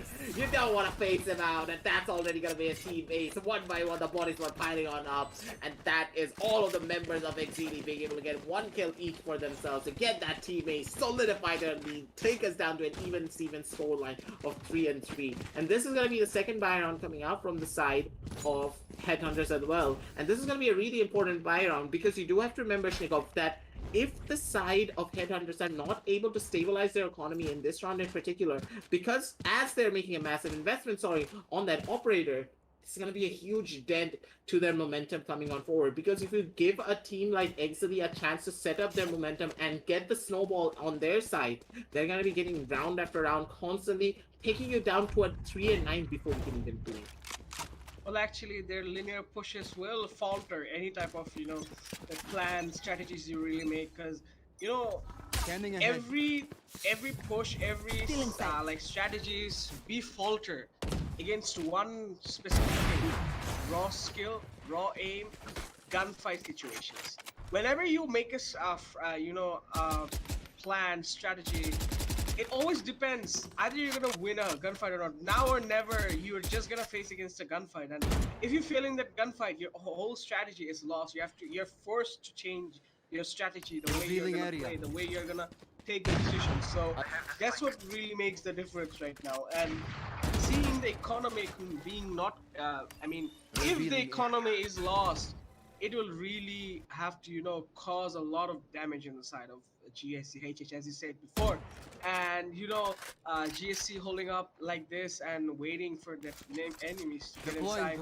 I think they're still oblivious about the fact that 40 seconds left on the clock and there's gonna be a push soon enough on the side of B, because there are only 1 or 2 holding flanks on B, and Sasuke, if he picks, Cage, they found my it's gonna wife. They be found a my really wife. bad situation right now, and he gets 30 paranoid, seconds left. gets some damage, that's some damage. Can he get a frag? No, he couldn't get a second. He just crouched too early Standing and ahead. finishes off. Couldn't get the frag off the board because he was too much more accurate. Plan goes off on the side of Exceeli, sorry. Spike And planted. it's 3v4 situation, post-match situation, really hard, really pressuring. They'll push 2v2 on both sides. It's gonna be do or die for both of the teams. You know, getting this angle, Aesop is just waiting because, you know, if Mizal peaks, it's gonna be a dead hole for both of them. So let's see what happens next. Aesop still holding. Savage One gets the enemy first frag on the remaining. board. Savage gets second frag on the board. Can he finish it? Elias gets the third frag, and the win comes on the side of GSCHH. And that's it. Well, at the end of the day, that wasn't a bit much more loss for GSCHH because they got the round, saved the operator. So much for so what? That's good. That's good coming out of GSC.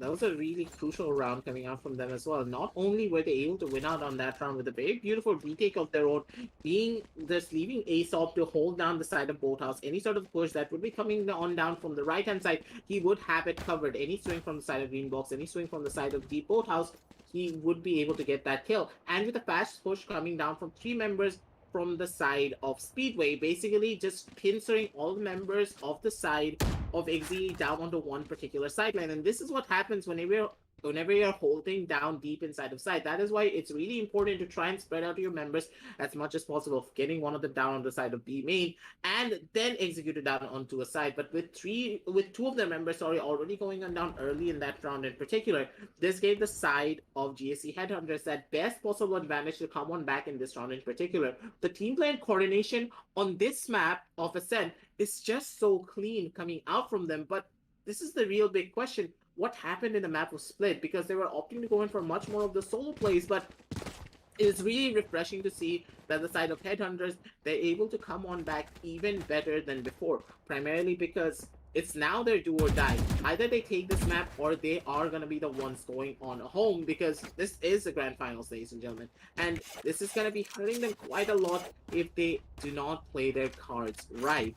So now down in this round in particular, this is going to be the place where they need to try and establish their own lead. This is the last buy round for the side of this is going to be the second last buy round for the side of Exceeli, because now if they lose this one out, it means that more stabilization towards the side of Headhunters, because you do have to remember they were able to win out that last round with 4 members still alive, and now if they're able to win this one out as well, they are going to be able to snowball their economy even further. Aesop is going to be able to go in for secondary ops even if he loses out on this round, basically just getting as much eco advantage as possible to keep their ball rolling, to keep themselves in this competition, because they don't want to give any sort of an advantage towards the side of Exceeli, because as soon as they have that advantage, they're going to be utilizing it perfectly.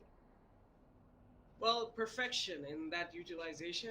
What I think is maybe GSC might have taken a few rounds, but I think in these technical difficulties, I guess Exceeli might have some, time to just think what they're gonna do next. Because as I told you before, like they just changed their compositions.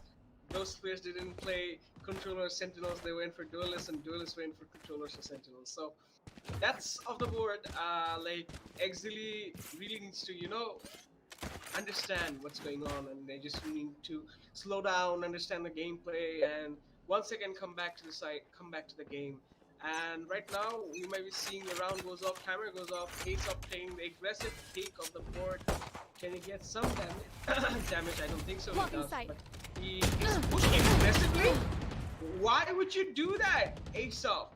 Why would you get yourself killed? This is a suicide. You just lost your operator for a suicide. And that's that. Joke's over! You're dead! Get slashed by oh my god, on the face, on the face, he takes up Mod. Elias falling back, but couldn't get any frag. Sad for GSC, they just couldn't understand what hit them. Savage on the board, Savage gets one first frag on the board, gets everyone tagged, does some damage, 50 HP. Revealing area. This is gonna be really hard for the GSC to take back, because it's a full take. and Sasuke on Last the run. player standing. And Shufri stays over Savage. It's Mizzle trying to get back the frag. There's the information coming up. Shock guard on the way, trying to, pushing back the enemy. Sasuke going for a flank or maybe the exit frag on the heaven. He's gonna plan. Yes, he is. And does one tap. Shufrix. Everyone knows where the enemy is. He's still gonna face it. Mizzle finishes off Sasuke and maybe shocks him out.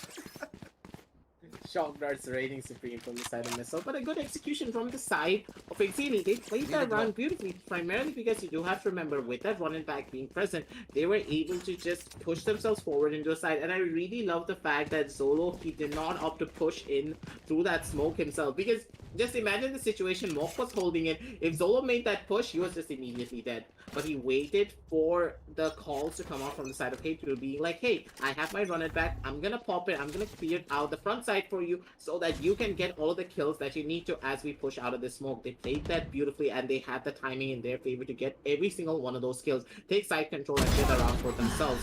But this time around, instead, it's gonna be Mok going in for an aggressive peek of his own, getting the first initial takedown on the Fancy, a beautiful headshot as well.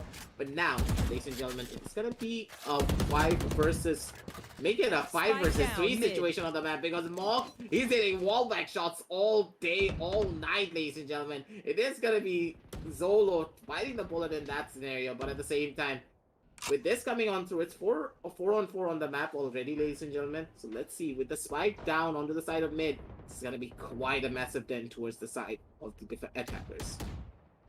Well, actually, having in this situation, Exceeli I have the spike. using the spike, which they don't do normally, has put them really into pressure right now, because it's 3 of them against the 5 of them with full arsenal.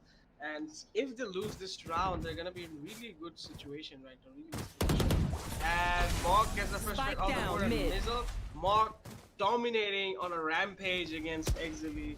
One enemy remaining here. Mok with the quad kill. Can he get the ace? Can he get the ace? Let's check. Mok get the ace! Mok with the rampage! Mok! Oh my lord! The round comes in favor of GSCHH. Thanks to Mok and an excellent ace with all of it headshots. Wow, this is a nice This is the power of Mok, ladies and gentlemen. If you mock the mocker, you are gonna get mocked. That's what Mok is saying. And I know that is a mouthful, but at the same time, I do believe that those are the words that are going on through his mind, because those shots were just insane coming out from the Reyna. And you can see when it comes to his micromanaging and the way he was taking a lot of those gunfights, it was really smart. He was not taking those gunfights right whatsoever. He was playing off of the contacts and the information being given off by all of his teammates. He knew exactly where the enemies were with the sound cues, with the calls coming out from the other members of the side of Headhunters. They played that beautifully, setting up Mok for a perfect ace on his own accord.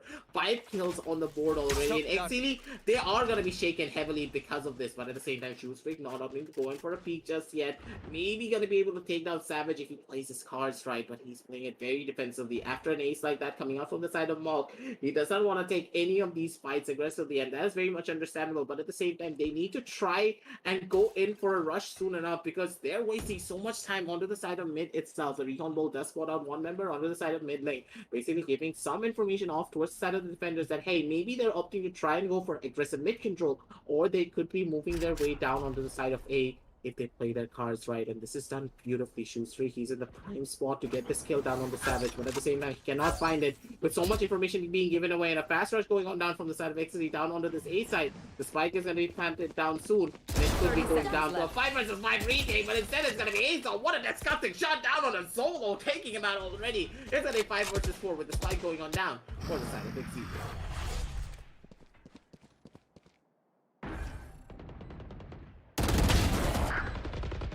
Down from the back end, it's gonna be shoot big with one, fancy with one, Hater with another, Hater with a second. This could be it for the side of GSC Headhunters, but Sasuke may be able to get one kill of his own.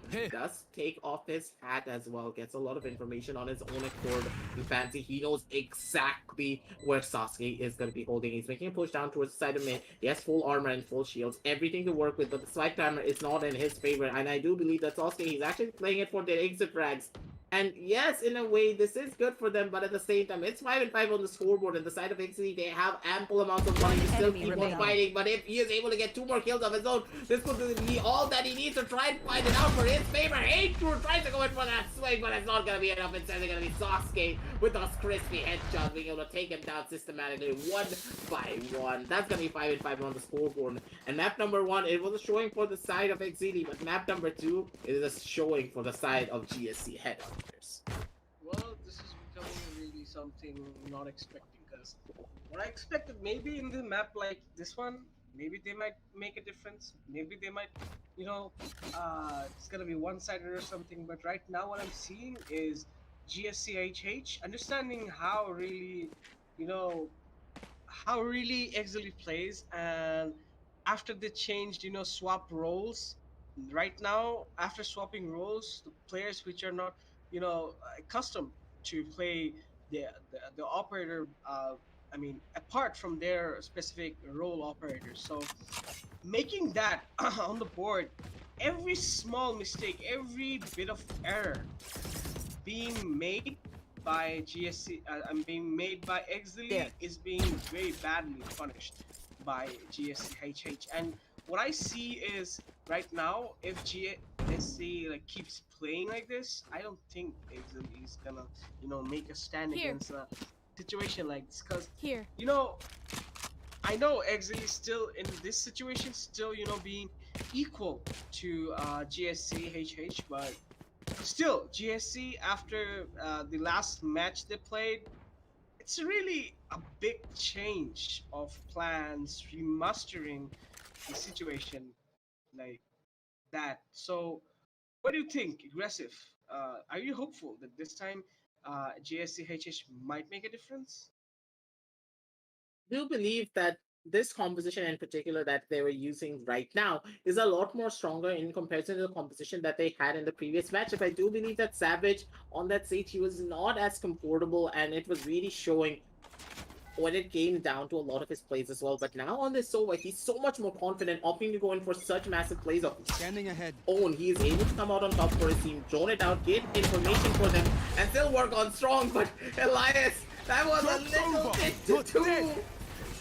I don't know what to say about that one, Elias, but that was a little bit too heroic on your own part. But still, you're able to survive, but your teammate was down. You cannot get the backup to him, but instead it's going to be Aesop on the other side of the map, being able to kill off the lurker. Fancy opting to go in for these lurks a little bit too much, and he does get caught off guard for it. You have to be a little bit more defensive, and then you have to be aggressive when it comes to a lot of your lurking angles. He does bite the bullet, and it's already going to be Fulgur's still on the map, trying to hold on down from deep inside of the side. All the members have beautiful post plans of their own, and he's going for a massive flank of his own down onto the back end, but Hazel, one by one, the bodies are going to be piling on up. It's going to be Missile with a double kill. Missile holding it strong, but Hate Crew, he's in the prime spot to go in for a flank of his own. He's probably going to be able to find one kill as well on his part, with all the members now just holding on down from different sidelines. It's going to be Hate Crew with one, but Hate Crew's not going to be able to flick onto the head of Mark. Instead, it's going to be Mark with the spray, being able to take him down with that Phantom. Beautiful play from the side of GSC Headhunters, and Aesop, he's at the top of it all. The bodies were just dropping one by one. Systematic headshots and systematic surgical precision from all the members of the side of Headhunters. They played that beautifully, taking us down to a 6 and 5, but I do believe at the same time, when it comes to the defensive side, Exceeli, they're going to be a completely different beast entirely. Well, saying of precision, as we speak, is their aim of Exceeli, and right now, after what I saw the play of Mock, I'm really confused. Which of the team has more accuracy? Get out of my way! I mean, I wish if Valorant could show what really the accuracy means is GSCHH. Aesop gets a frag on the board, Mock gets one frag on the board once again, Aesop! The second frag, shoot for still one frag of course, 2-1 situation. Where is everyone hiding? Nowhere to run! And that's it. Headhunters really coming out on the side from Mizzle, trying to stop them, making a difference, and Shocker damage. Nope, he doesn't hit. So we're seeing quick 3 kills on a very good team play coming up on the side of GSCHH. Mount goes down, and we're seeing 4v2 situation. Actually not doable, actually not hopeful, but still, Exceeli is being really slow in their approach. They're not gonna stop. They're not gonna, wait for them to, budge in and get the kills back. Of course, they're just gonna trying to get the frag. Mizzle being extremely quiet on his approach. He's not. It's gonna happen. And the Savage gets the frag of Mizzle, and also Sasuke misses. Shufrix misses the shot, and round goes in favor of CHH, and it's the second half, and we're seeing an attack, GSCHH and Exceeli on the side of defense, and GSC on 7 and Exceeli on 5. That was a really questionable round coming out from the side of Exceeli. I do believe that if they opted to go for a little bit more mid control, it could have worked out in their favor. But still, I understand what they were trying to do with the fast rush down on the side of B, but that execution was just not there. When it comes to a lot of these execution heavy rushes, you need to set up everything with your solo before you opt to go in for those peaks. But no trades were able to come on through, and that really hurt them quite a lot. So many members dropping on down without any form of a trade. It's not going to be working out in your favor, but at the same time, I do believe from the side of Exceeli, they're maybe opting to go in for an aggressive push, but they cannot go alone. This is very much important that they play together as a team. Both Zolo and Hate Crew, they need to be on the same terms, but at the same time, all the members of the side of Headhunters, they're playing it slow and they're playing it systematically, trying to establish as much mid control as they possibly can. They're festering themselves down onto the side of mid, but they need to try and establish a little bit of map control onto the different sides of the map, and they are able to do that because they are playing it slow, they're playing it safe, trying to see what they can find, but no picks are going to be coming out whatsoever. Exceeli, they're playing it really well when it comes to their disciplined play style, but someone needs to make a move. Either it has to be the attackers or it has to be the defenders, and in this point, GSC, they're going to be the first one to make the first initial move. Ooh! Well, we're seeing Mizzle they at burst off the board.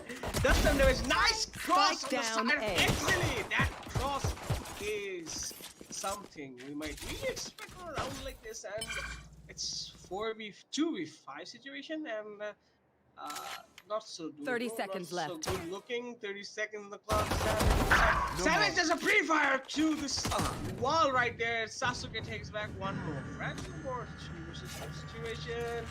Not looking good. Exceeli needs to understand what's going on. 15 seconds on the board. Bomb needs to be taken and planted. So 10 seconds left. GSCHH one side they're gonna push. Hate Crew gets the frag of the board, getting healed up, and that's that. 1 second, and Solo Crazy finishes off with a 1 tap on Savage and finishes off the round. 7 on the side of GSCHH and 6 on the side of Exceeli Esports. Exceeli, they played that round really well. That aggressive cross coming on down from the side of Zolo and Hate Crew, just so crispy, ladies and gentlemen. But at the same time, Missile, he's just such a treat to watch when he had that classic in his hand. Doesn't matter if he uses the right click, doesn't matter if he uses the left click. His clicks and his taps are just so crispy. Missile with those double taps down to the ace of shut down any sort of possible push that could be coming on down from the side of A short. This basically means that some push has to be present onto the side of A long itself, and Hate Crew throws out the flash, gets the personal pick off down on the Mog, and immediately it was Zolo with the backup being able to take down one more on his own accord, taking us down onto this anti-eco round for their side. And it seems that all of the members from the side of Headhunters, they're playing it slow. They're trying to see if any of the members of the side of Exceeli are going to be aggressive, but already you have your information. None of the members, they're going to be playing aggressive whatsoever. They're going to be playing it slow. They want to go in for the push, but if you're going for a push against such a defensive team, whenever you have those egos, if you don't have the information, if you don't have the support to set everything up for you, it's not going to be working out at all in your favor. And already all the members from the side of GC, they're making their way down on the side of me to see what they can find. But Savage, he has that shorty, so maybe he's going to be able to get a kill and try and make things even for his side. 45 seconds on the clock, and it's really doable for Exceeli because one-man shortage on the side of GSCH is gonna make some difference, and they're gonna push back the the garden side. Again, they just took back the control, fall back again, destroy the door. Zolo 30 is on seconds left. cheeky common angle, and 30 seconds of they're just going for the rotation. Mizzle gets the first frag of the board, almost 20 seconds of the frag, and we're seeing Mizzle once again holding Triangle, can he get second? Oh my god, that's Spike right! down, Got B. two, and it's one more. Mock gets taken out by Fancy. The round once again. A bit of mockery coming out. And it's leveled up 7-7. 7 on the side of GSCH Hunters, Headhunters, and 7 on the side of Exceeli Esports. And this is getting hotter, guys. Fireworks are coming back, and we might see some Diwali after all. This goes here. Very much possible. That's for sure. But that round in particular, it was really smart from the side of Exceeli to understand that, hey, we know for a fact that Headhunter, they like to play it slow. They like to set up crossfires, knowing that we could be the ones pushing out aggressively when it comes to our defensive rounds. But instead, they played it slow. They played it systematically. They did not opt to go in for any sort of an aggressive peak and allowed the side of Headhunters to make the first initial move. And they made that move, then they immediately got punished for it as well. And they played that round beautifully. But at the same time, Missile, he's going to be playing it once again. Playing it slow, playing it steady. Does spot out Aesop onto the side of mid. Basically giving some information away towards the side of his teammates that, hey, one person is trying to establish aggressive control down here from the side of mid, so you should be careful. But at the same time, Fancy, his camera, it's on the blind spot of Sasuke. So maybe Sasuke is going to be able to get a kill for himself. But Sasuke, he does not opt to hold that corner and he opts to dip out. I do believe that if Sasuke opted to go in for that peak, maybe he could have gotten one kill for himself. But at the same time, he just didn't want to take that risk. He just wanted to play it slow. But still, all of the members are still alive. And once again, it is a very slow, systematic push coming out from the side of Headhunters.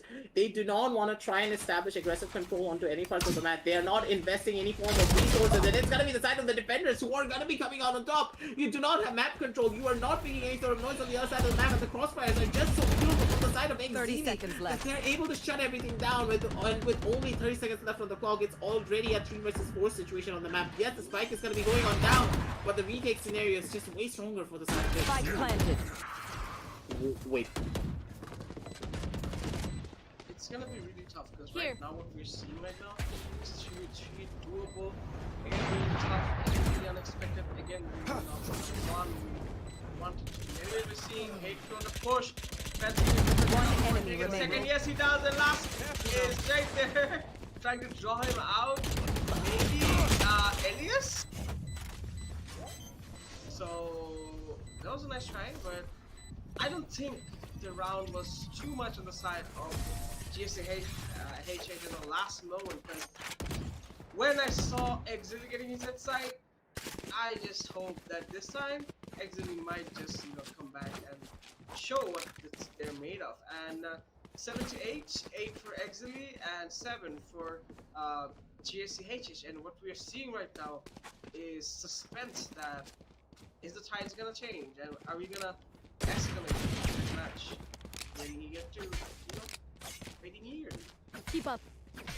This is going to be a little bit of a question mark for me personally, Shnikov, because consider something. Headhunters, they are on top when it comes to their own engagement, but wait, did he miss the recon bolt? Yeah, he did miss them, sadly. We're just not going to question that. He was AFK. We all didn't see anything. Guys in the chats do not say anything as well. He missed the recon bolt because he was AFK. His mouse slipped out of his hand. It happens to all of us. It happens to professional players as well, so don't worry about it. But going on back to the point I was saying, coming out from the side of Headhunters, I do believe that they are feeling a little bit uncomfortable and they are guessing themselves. The things that they had when it came to their own defensive rounds, they were just so much more confident. But once again, they're defaulting back to their own lurking strategies, sending Aesop on his own down on the side of mid, and he's gonna be biting the bullet already. It should be the Cypher opting to go in for plays like that, and Aesop dying on out so early, being the Jet as well. He is required for a lot of the aggressive pushes to come on down from the back end of these sides, and now the push is gonna be going on through. It's gonna be Zolo getting the first initial pick off. Zolo looking for some more. The 100 Fury has been popped as well. A little bit questionable when it comes to the 100 Fury from the side of Missile, but still the bodies are gonna be piling on up.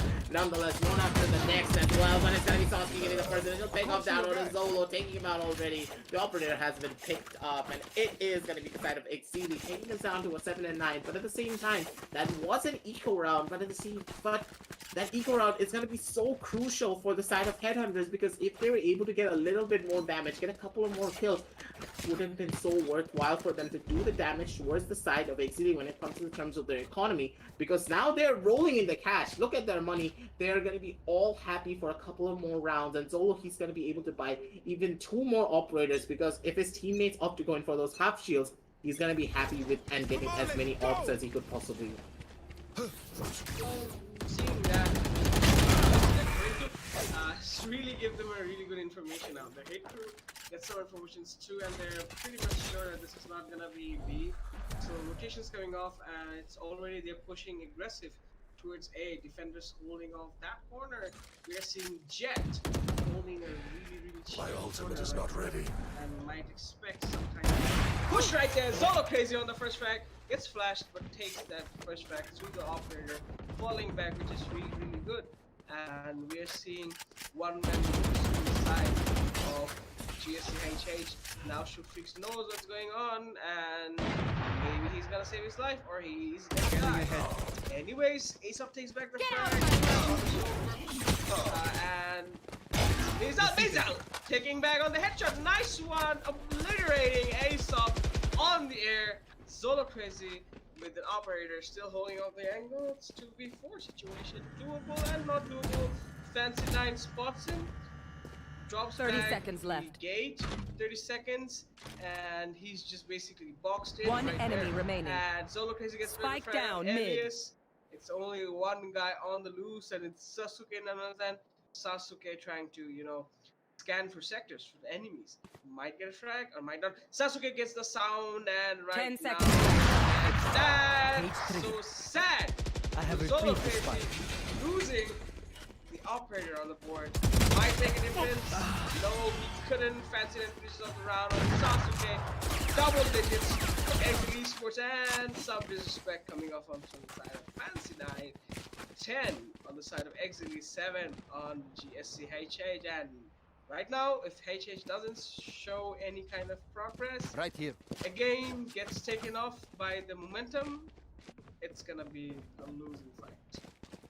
As Krisha would have said, sorry, if he was here, a little bit of casual toxicity never hurts. And in that situation, Fancy, he was just showcasing that all is good fun between friends. But at the same time, I do believe from the side of Exceeli, they are doing a massive hold on to the side of mid, but this read is not going to be working out for them, because all the members are going to be actually making their way down over to this A side itself. And Fancy, he could be in a massive pickle if all the members of the side of Headhunters, they play their cards right, but at the same time, they're not going to take down the deep inside of the side just here. Instead, it's going to be Fancy getting the first initial kill down the Aesop, and Aesop tries to go in for Fancy on the zone, but instead, it's going to be Fancy getting another one for himself, but instead, it's going to be Mork and Savage being able to get a couple of kills, but Mork, he opts to go in for that gun and try to push down to the side of Heaven, but giving up so much noise that already it was Shootstreak in position to get that kill down onto him, and that run was just so quick as well. The defensive positioning coming out from all the members from the side of Exceeli, they're just so clean when it comes to their rotations as well. Having so much experience, they understand how fast to come in for those rotation plays. Everyone that was playing down from the side of mid, understanding that, hey, we can play the B side for a retake, we can play the A side for a retake, because Fancy has such a defensive position. When Fancy is in that position himself, it's gonna take a lot of resources to bring him out of that position, unless he gets unlucky and gets a wall bang to the wall itself.